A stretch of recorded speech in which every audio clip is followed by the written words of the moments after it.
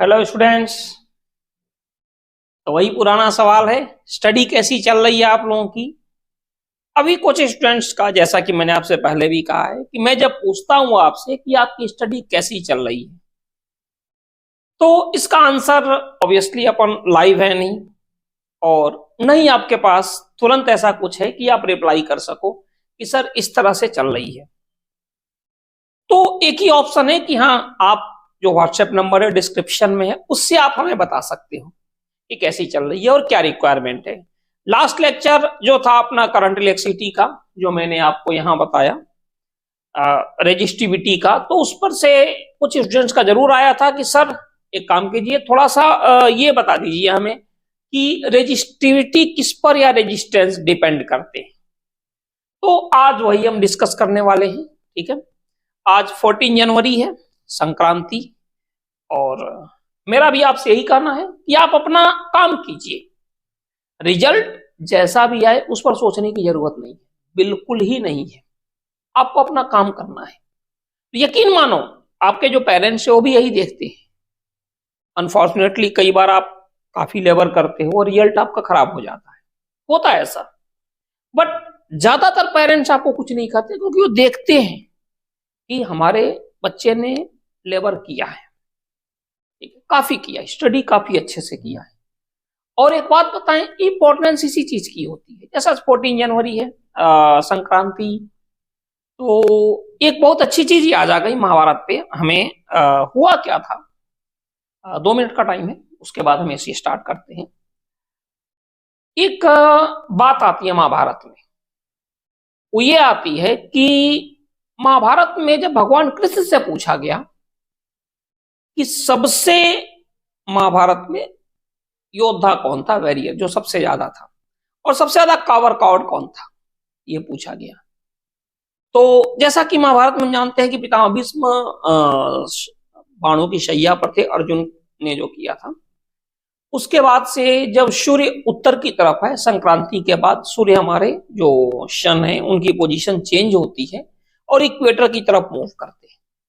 ठीक है, तो उसके बाद इन्होंने प्राण त्यागे, क्योंकि ये माना जाता है कि ये अच्छा मुहूर्त होता है आपके प्राण त्यागने का, जब हम सूर्य हमारे उत्तर की तरफ आए, ठीक है, इक्वेटर की तरफ आए। ठीक है, ये कंडीशन होती है।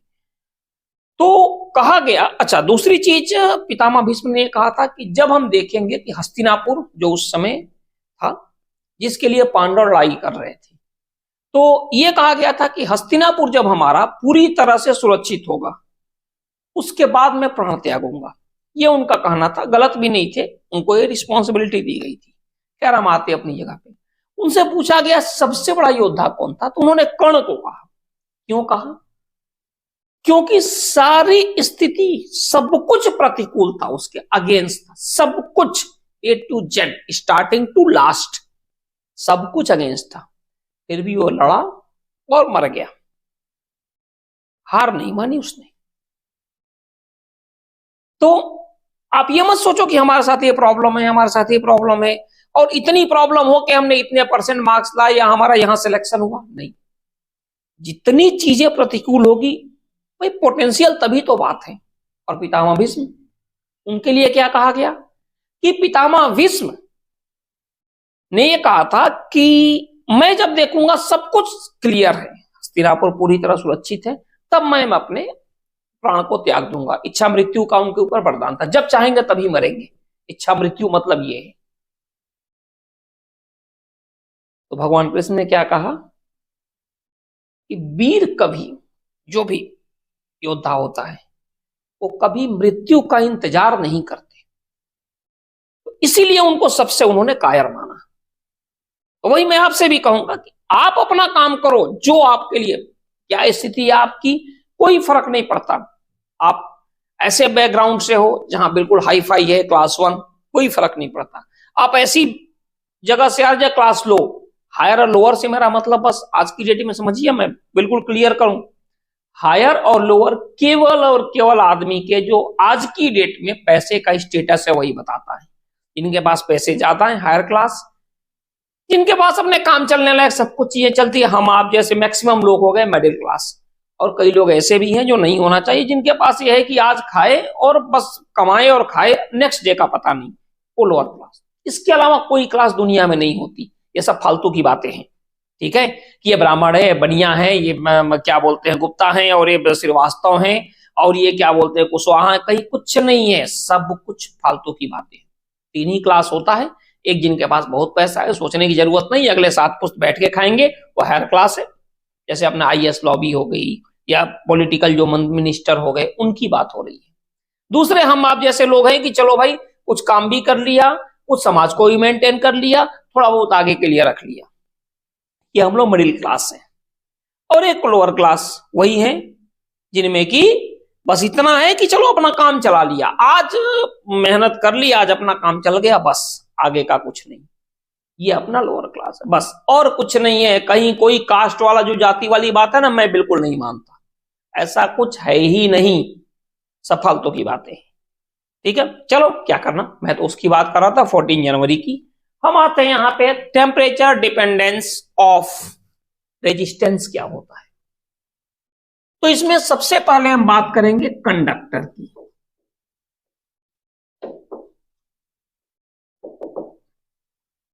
कंडक्टर, देखिए अगर हम बात करें रेजिस्टेंस या रेजिस्टिविटी की, तो ये क्या होता है,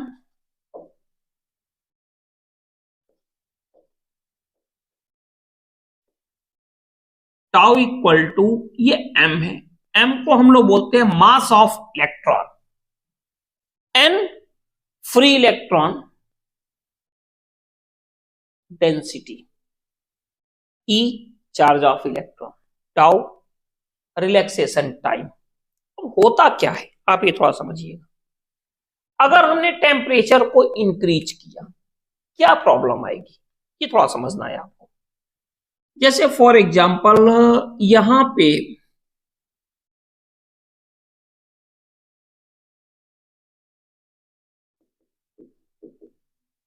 काफी सारे फ्री इलेक्ट्रॉन मूव कर रहे हैं। कैसे कर रहे हैं, ड्रिफ्ट वेलोसिटी से, जो भी इलेक्ट्रॉन से वो ड्रिफ्ट वेलोसिटी से मूव कर रहे हैं। अब क्लियर है कि अगर हमें इनका टेम्परेचर इंक्रीज करना है तो हमें इनको क्या देना पड़ेगा,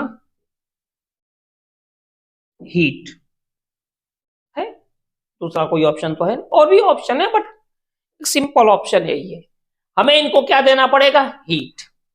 अब आप ये बताइए कि हमने इनको क्या दिया, हीट एनर्जी। ये हीट एनर्जी किस में कन्वर्ट हो गई, काइनेटिक एनर्जी में। यानी इसकी जो काइनेटिक एनर्जी होगी वो क्या होगी, इंक्रीज होगी।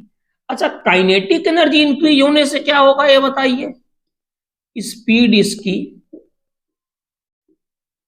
इंक्रीज होगी। क्लियर है। एक फ्री इलेक्ट्रॉन, यहां पे जो फ्री इलेक्ट्रॉन है कंडक्टर के केस में, हम अगर इनका टेम्परेचर इंक्रीज करें तो क्या होने वाला है, तो हमने क्या किया, इनको हीट एनर्जी दिया। ये जो हीट एनर्जी है ये किसमें कन्वर्ट हुई, काइनेटिक एनर्जी में। ये काइनेटिक एनर्जी ने स्पीड को इंक्रीज किया। अब आप कहोगे यार होने तो स्पीड इंक्रीज, क्या फर्क पड़ता है, लेकिन सोचना है। जैसे आजकल अपने नितिन गडकरी जी काफी बोलते हैं हमने इतने हाईवे बनाए, ये बनाए, वो बनाए, चलो ठीक है, वो बात की चीज है। ये नेशनल हाईवे, ईश्वर न करे काफी दुखद है, बट फिर भी इसमें व्हीकल चलती है, इसकी एवरेज स्पीड है 60 किलोमीटर पर आवर, और अनफॉर्चुनेटली मतलब दुर्भाग्यपूर्ण ये सारी चीजें, हमें पता चला पर 10 आवर पर एक एक्सीडेंट हो रहे हैं। ठीक है, अब ये बताइए जब हीट है, इसकी स्पीड को हमने, हीट पे आ रहे हैं, 60 से इंक्रीज करके 120 किलोमीटर पर आवर कर दिया, तो अब हम देख रहे हैं कि पर 5 आवर पे एक एक्सीडेंट हो रहे हैं। तो जब 60 किलोमीटर पर आवर था तो जो एक्सीडेंट था वो 10 हर 10 घंटे में 10 आवर पे एक एक्सीडेंट हो रहे थे। और जब 120 किया हमने तो हमने क्या देखा कि हर 5 आवर पे एक एक्सीडेंट हुए। मतलब कि ये जो टाइम है ये कम हो गया, डिक्रीज हो गया। यही चीज यहां पर भी है। जब हम टेम्परेचर इंक्रीज करते हैं तो जो रिलैक्सेशन टाइम है, एवरेज रिलैक्सेशन टाइम, ये वैल्यू ये डिक्रीज हो जाती है। और जब ये डिक्रीज होगी तो टाउ जो है वो क्या होगा, इंक्रीज, सॉरी क्या बोलते हैं, रो, ये जो है वो इंक्रीज हो जाएगा। ठीक है, इसीलिए ये आता है कि अगर हम टेम्परेचर इंक्रीज करते हैं, अगर हम टेम्परेचर इंक्रीज करते हैं तो रेजिस्टिविटी जो कंडक्टर की होती है वो इंक्रीज होती है। एक छोटा सा क्वेश्चन और दिमाग में आता है, यार अगर टेम्परेचर इंक्रीज करेंगे तो इनके अंदर जो यहां पे फ्री इलेक्ट्रॉन्स होते हैं ये भी तो बाहर निकलेंगे, तो ये वैल्यू तो हमारी डिक्रीज हो रही है, लेकिन ये वैल्यू तो इंक्रीज हो सकती है। सवाल समझिए, अगर हम टेम्परेचर इंक्रीज करेंगे, हीट एनर्जी दिया हमने, तो रिलैक्सेशन टाइम तो डिक्रीज हुई, लेकिन number of free electron per unit volume means और ज्यादा इलेक्ट्रॉन्स के पास एनर्जी आएगी तो बाहर निकलना शुरू हो जाएंगे, मींस फ्री इलेक्ट्रॉन बढ़ने लगेंगे। ये भी तो पॉसिबिलिटी है कि टाउ तो डिक्रीज हुआ लेकिन एन की वैल्यू तो इंक्रीज हो सकती है, बिल्कुल हो सकती है। लेकिन एक्चुअली क्या होता है कि जैसे मान लीजिए कि ये पता चला 10% इंक्रीज हुआ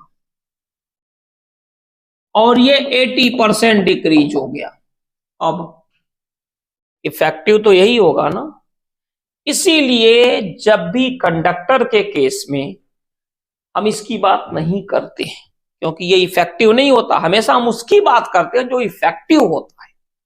ठीक है, कोई भी चेंजिंग अगर हम कर रहे हैं और कहीं पर इफेक्टिव 10% है, कहीं पे इफेक्टिव 80% है, तो हम किसकी बात करेंगे, 80% की। तो होता क्या है कि जो ही हम टेम्परेचर इंक्रीज करते हैं, एवरेज रिलैक्सेशन टाइम क्या होता है, डिक्रीज होता है। तो हम क्या बोलेंगे, when temperature increase across the conductor the average relaxation time of the free electrons decrease, then resistivity और रेजिस्टेंस इंक्रीज। अब इसमें थोड़ा सा आपको बताएं, होता क्या है, यहां पे थीटा है डिग्री सेल्सियस में, थीटा डिग्री सेल्सियस में, और रेजिस्टिविटी क्या है, ओम मीटर में। तो इसका ग्राफ कुछ ऐसे होता है, ध्यान देना हमेशा।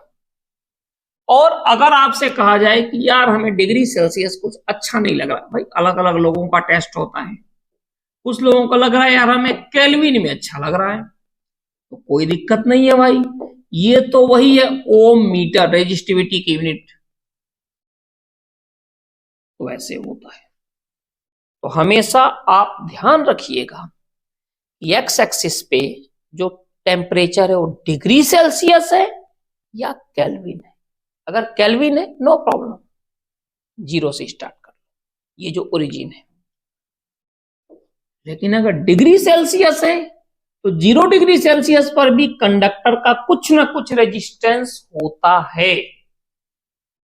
ठीक है, तो आप इसका यूज करोगे। एक चीज और बताएं, ये जो है अभी हम थोड़ी देर बाद डिस्कस करेंगे सेमीकंडक्टर में क्या होता है। ठीक है, तो चलिए यहां पे आते हैं, हम लोग आगे स्टार्ट करते हैं सेमीकंडक्टर के लिए। बाद से हमारे पास जो कंडीशन आती है वो ये आती है, सेमीकंडक्टर एलॉय एंड सुपरकंडक्टर। जो मैंने अभी आपसे कहा कि अभी हम सुपरकंडक्टर के बारे में डिस्कशन करेंगे। तो सेमीकंडक्टर की बात करते हैं।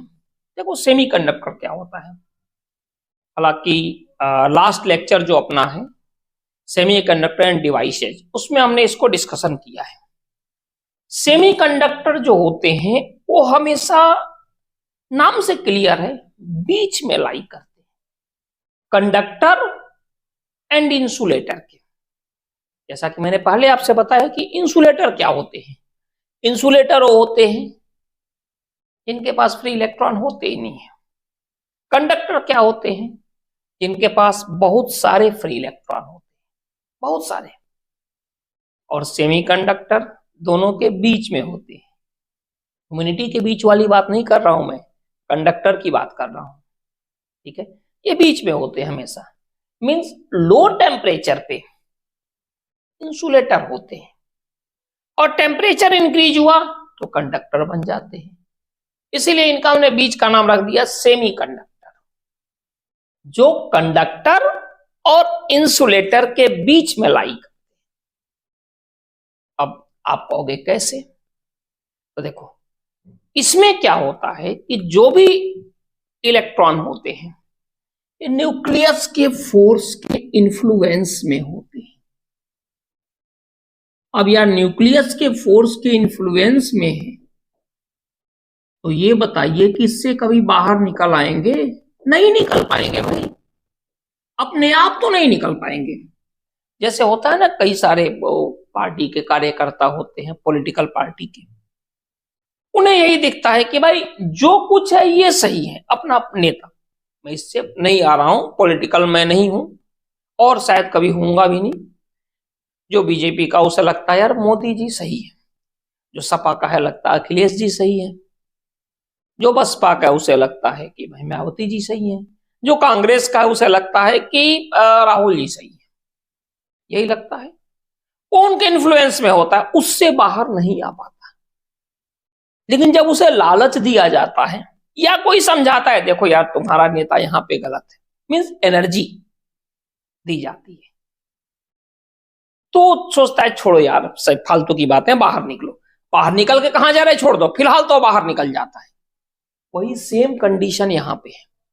ये तो मैंने केवल एक बनाया है, बहुत सारे हैं। सेमीकंडक्टर में क्या होता है कि जितने भी इलेक्ट्रॉन्स होते हैं ये न्यूक्लियस के फोर्स के इन्फ्लुएंस में होते हैं।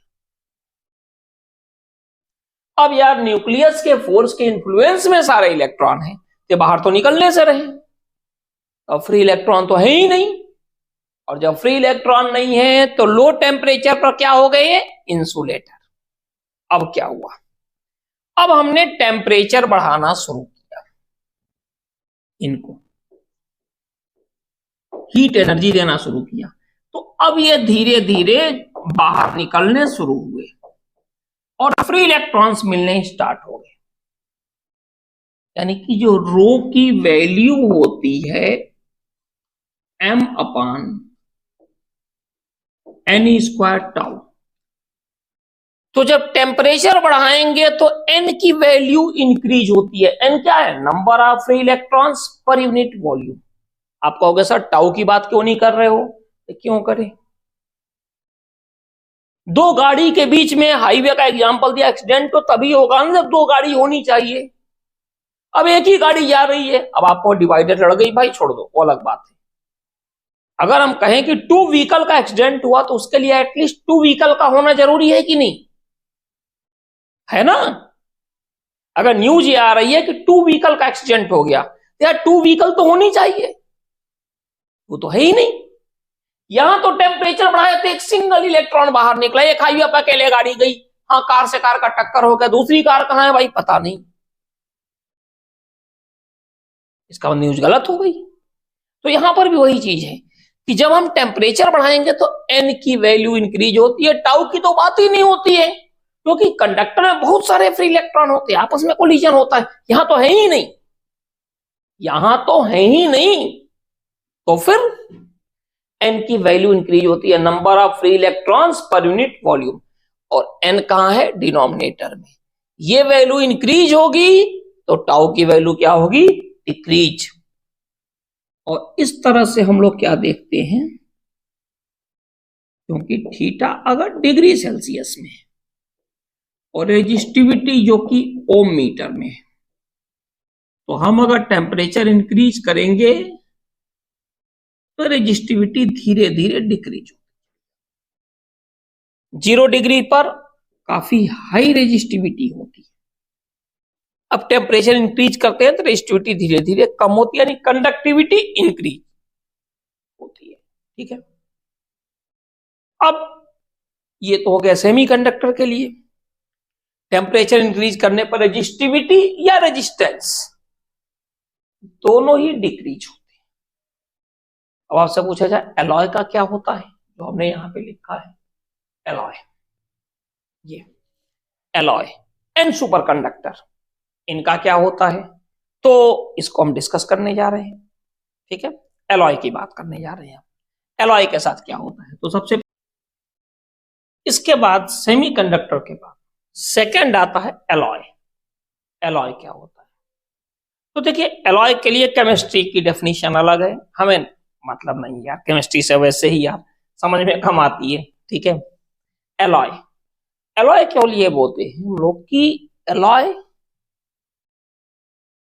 कॉम्बिनेशन है, मिक्सचर भी बोल सकते हैं। Alloy is the combination of conductor and semiconductor, conductor और सेमीकंडक्टर का मिक्सचर है।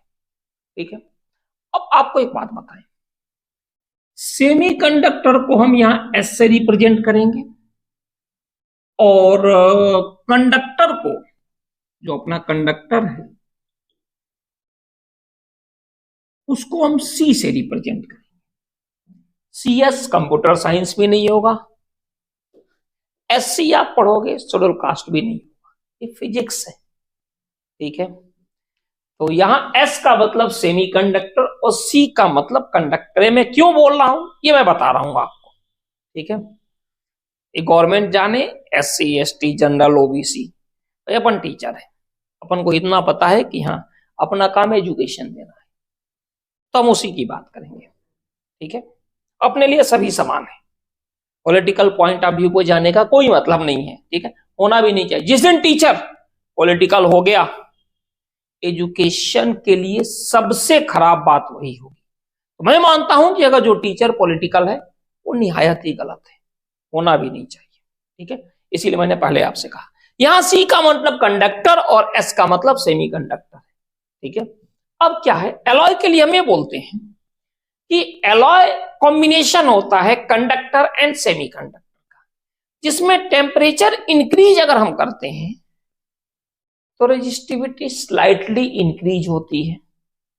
सवाल ये आता है यार स्लाइटली इंक्रीज होती है, डिक्रीज क्यों नहीं होती? होगा ना यार, कंडक्टर की अगर टेम्परेचर बढ़ाने पर इंक्रीज होगी, सेमीकंडक्टर की डिक्रीज होगी, इसकी स्लाइटली इंक्रीज क्यों होती है? तो चलिए आपकी बात करते हैं हम। यहां पे हमने क्या किया कि यहां पे दो ऑप्शन ले लिए, ब्लॉक डायग्राम से आपको समझाने की कोशिश करते हैं। फर्स्ट केस लिया जिसमें कंडक्टर कम है और सेमी कंडक्टर ज्यादा है। सेकंड केस लिया हमने जिसमें कि कंडक्टर ज्यादा है और सेमी कंडक्टर का रेशियो कम है, ले सकते हैं। ठीक है, ये दो ऑप्शन है। हमारे लिए फिजिबल क्या होगा, बेटर क्या होगा, इसकी हम बात करने जा रहे हैं, ये हमें देखना है।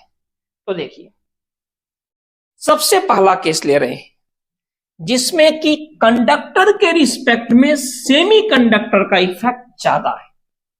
अब होगा क्या, टेम्परेचर बढ़ाने लगे, टेम्परेचर हमने बढ़ाया तो कंडक्टर का मान लीजिए कि टेम्परेचर बढ़ाने पर 10 ओम इंक्रीज हुआ और सेमी कंडक्टर का 20 ओम या 12 ओम हम मान लें डिक्रीज हुआ।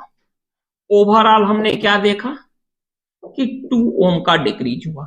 फिर टेम्परेचर और बढ़ाया हमने सेमी कंडक्टर और कंडक्टर का, तो कंडक्टर का आपको पता है टेम्परेचर बढ़ाने पर 10 से क्या हो गया 20, और सेमी कंडक्टर का क्या हो गया -24, तो -4 ओम। यार ये तो बहुत अच्छी बात है ना, रेजिस्टेंस कम होना चाहिए, है कि नहीं? टेम्परेचर बढ़ाने पर रेजिस्टेंस कम होगा, रेजिस्टेंस का काम ही यही है कि करंट के फ्लो को रोक सके। यार इससे अच्छी बात क्या होगी हमारे लिए, बेटर है ना, बहुत अच्छी बात है। लेकिन एक समस्या भी आती है इसके साथ, पता है ना, जब सहूलियत ज्यादा होती है ना तो समस्या भी उसी के साथ आ जाती है। जैसे मान लीजिए दिल्ली से कानपुर पहुंचना 2 घंटे में पहुंच गए, सहूलियत अच्छी है, लेकिन प्रॉब्लम भी है। अगर ईश्वर न करें एक्सीडेंट या कुछ ऐसा हो गया तो कोई बचेगा भी नहीं, तो प्रॉब्लम भी ज्यादा है। अब देखिए अगर सेमी कंडक्टर ज्यादा है और कंडक्टर कम है तो प्रॉब्लम क्या आएगी, प्रॉब्लम ये आएगी कि लो टेम्परेचर पर सेमीकंडक्टर ज्यादा इफेक्टिव होगा, और अगर सेमीकंडक्टर ज्यादा इफेक्टिव हो गया तो लो टेम्परेचर पर तो करंट का फ्लो होने नहीं देगा, तो फिर प्रॉब्लम आ गई। हां, अगर कंडक्टर ज्यादा है तो लो टेम्परेचर पर कंडक्टर का रेजिस्टेंस कुछ ना कुछ होगा, सेमीकंडक्टर का भी होगा, लेकिन करंट का फ्लो तो होगा, काम चल जाएगा अपना। हाँ, टेम्परेचर बढ़ाने पर कंडक्टर का ज्यादा इंक्रीज होगा, सेमीकंडक्टर का कम इंक्रीज होगा। मतलब कि अगर टेम्परेचर हमने बढ़ा दिया तो 5 हुआ तो 4 हो गया, -4। ओवरऑल कितना चेंज हुआ? 1 डिग्री सेल्सियस का इंक्रीमेंट हुआ। ये 5 से 10 हो गया तो ये क्या हो गया? -8। ओवरऑल कितना होगा? 2 डिग्री। यानी इंक्रीमेंट इतना ज्यादा नहीं है। तो इसीलिए कहते हैं कि एलॉय में क्या होता है कि एलॉय एक मिक्सचर होता है कंडक्टर एंड सेमीकंडक्टर का, और अगर इसमें हम टेम्परेचर को इंक्रीज करते हैं तो ये थोड़ा ज्यादा हो गया।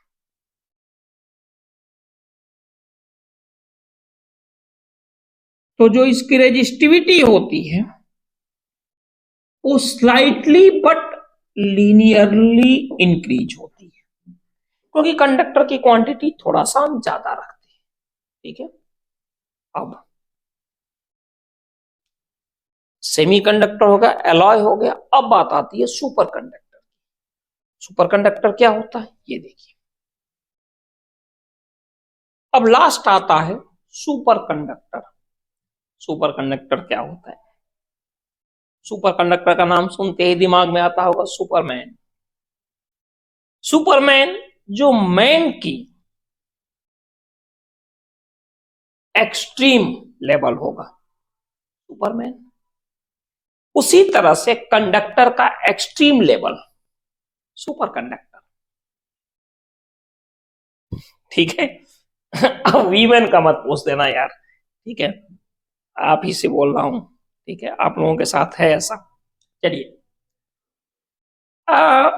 बेसिकली आपको बताएं कि टेम्परेचर इंक्रीज करते हैं तो रेजिस्टिविटी क्या होती है? इंक्रीज होती है कंडक्टर में, यानी कि कंडक्टिविटी डिक्रीज होती है। दोनों चीजें एक ही बात है, क्योंकि कंडक्टिविटी क्या होती है जैसा कि हमें पता है, conductivity is the reciprocal of resistivity. Simple है। अब अगर टेम्परेचर डिक्रीज करे तो रेजिस्टिविटी भी क्या होगी? डिक्रीज होगी। तो कंडक्टिविटी क्या होगी? इंक्रीज होगी।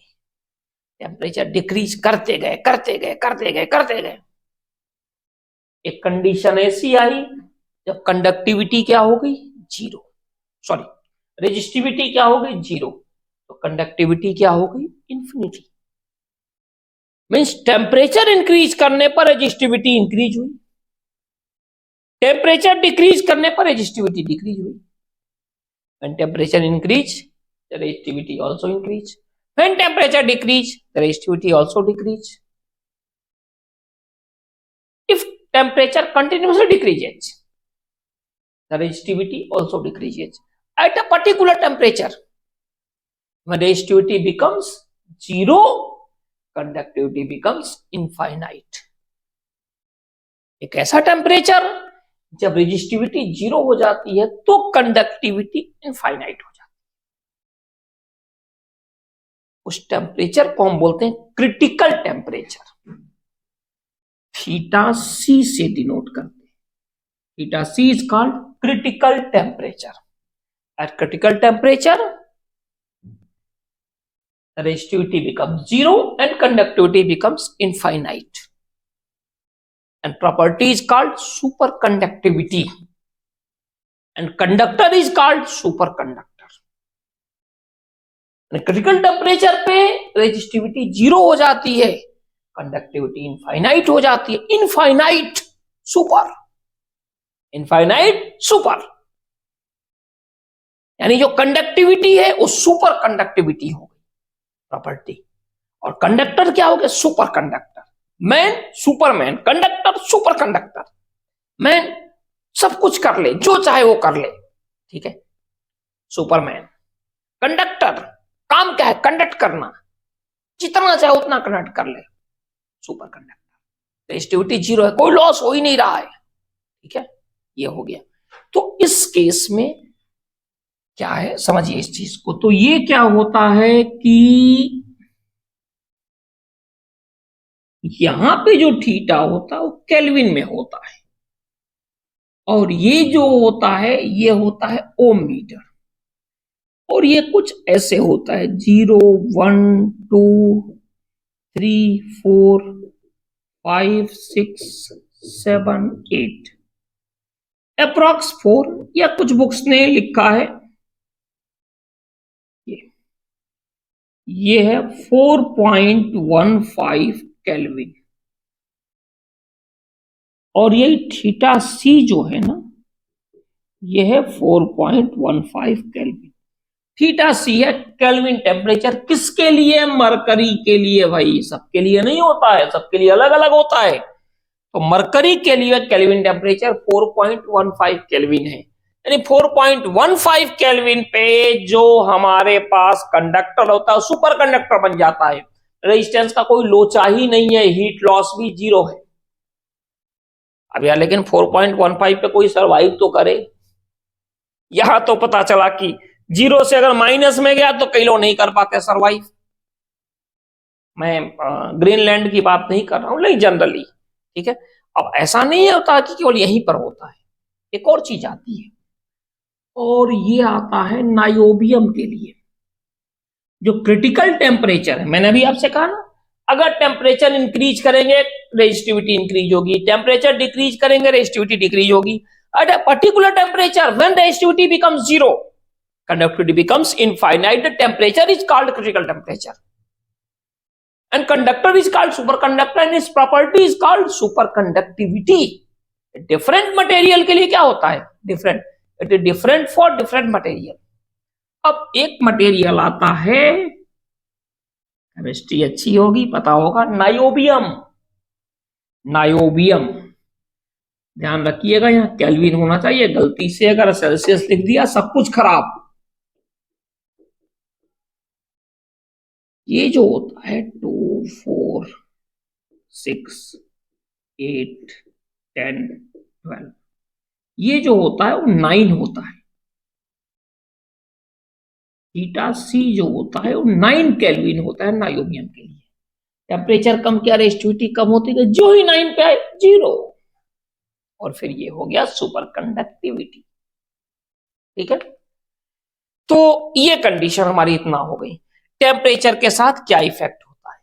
अब कलर कोडिंग मैक्सिमम बोर्ड के सिलेबस में नहीं है, बट जरूरत आपको पड़ती है। ये इफेक्टिव रेजिस्टेंस इतना है, और कुछ चीजें और हैं, कलर कोडिंग, इफेक्टिव रेजिस्टेंस, और फिर सेल्स, ये सब चीजें आएंगी। तो ये हम लोग नेक्स्ट लेक्चर में करते हैं। ये चूंकि अभी स्पेशली डिमांड आया था, क्योंकि कुछ बहुत बोल रहे थे लोग कि सर वो क्या बोलते हैं, अभी हमारे एग्जाम्स होने वाले प्री बोर्ड शायद 18 या 19 जनवरी को है, तो उन्होंने कहा था कि सर ये बता दो, इसमें थोड़ा सा कंफ्यूजन है, कॉन्सेप्चुअल क्वेश्चन में ज्यादा कंफ्यूजन है। तो फिर लगा कि यार पहले कराते हैं, ठीक है। तो ये मैंने इतना करा दिया। फिर भी अगर कोई डाउट्स है तो आप व्हाट्सएप नंबर से हमें मैसेज कर सकते हो, ठीक है, और जो भी आपकी प्रॉब्लम है कोशिश करेंगे उसको पूरा करने की। और हाँ, अगर अभी तक आपने चैनल को सब्सक्राइब नहीं किया है तो उसे कर लें, शेयर करें।